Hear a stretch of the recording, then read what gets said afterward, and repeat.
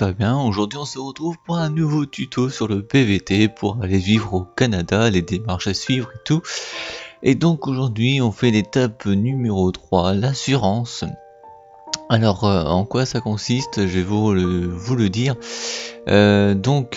L'assurance, il faut une assurance quand vous voulez vivre déjà quelque part, hein, que ce soit en France, aux États-Unis, au Canada, enfin partout dans le monde, hein, c'est obligatoire. Sinon, si vous arrive quelque chose, vous n'êtes pas dans le caca, comme on dit.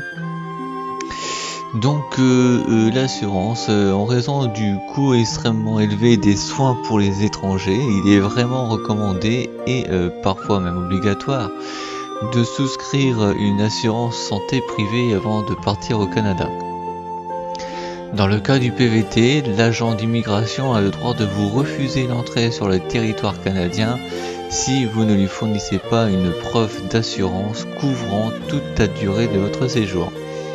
C'est pourquoi il est indispensable de souscrire à une assurance telle que le Cap Working Holiday. C'est un exemple bien sûr, mais il y en a d'autres. Dans le cas des études, l'université pourra vous refuser l'inscription au cours si vous ne souscrivez pas à l'assurance obligatoire. Généralement, l'université vous communiquera le nom de l'assurance à laquelle souscrire. Si ce n'est pas le cas, ou si l'assurance en question ne couvre qu'une partie des frais médicaux, il vous faudra souscrire à une assurance complémentaire telle que le Cap Student. Finalement, pour un séjour linguistique ou un séjour au pair au Canada, ce sont des assurances telles que le Cap linguistique et le Cap au pair qui s'adapteront le mieux à votre situation. Donc vous voyez, il y a quatre assurances différentes. Par exemple, pour un séjour tout à fait banal, un séjour pour vivre bien sûr, vous avez le Cap Working Holiday.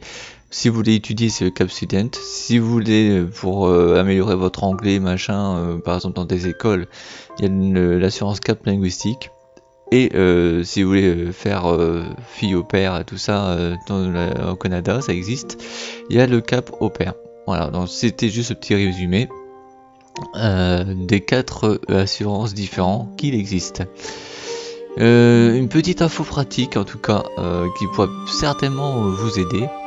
Si vous partez étudier au Québec, vous pourriez bénéficier de la couverture sociale québécoise qui comprend les frais dentaires, l'examen de la vue, les lunettes et médicaments inclus. Voilà. En raison d'une entente en matière de sécurité sociale entre la France et le Québec. Pour en profiter, les étudiants français doivent présenter dès leur arrivée au Québec le formulaire. Alors attention, faut bien noter. Je vous le noterai peut-être dans la petite vidéo. C'est le SE-401-Q-102 ou le SE-401-Q-106 si font partie d'un échange étudiant.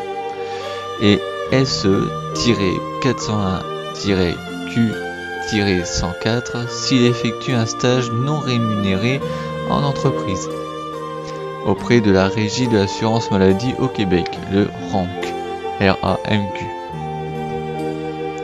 Important, le formulaire SE-401-Q-102 est à retirer avant votre départ au Canada et à faire visiter par votre caisse de sécurité sociale en France. Sinon ça marchera pas. Voilà, ça c'était pour l'étape concernant l'assurance.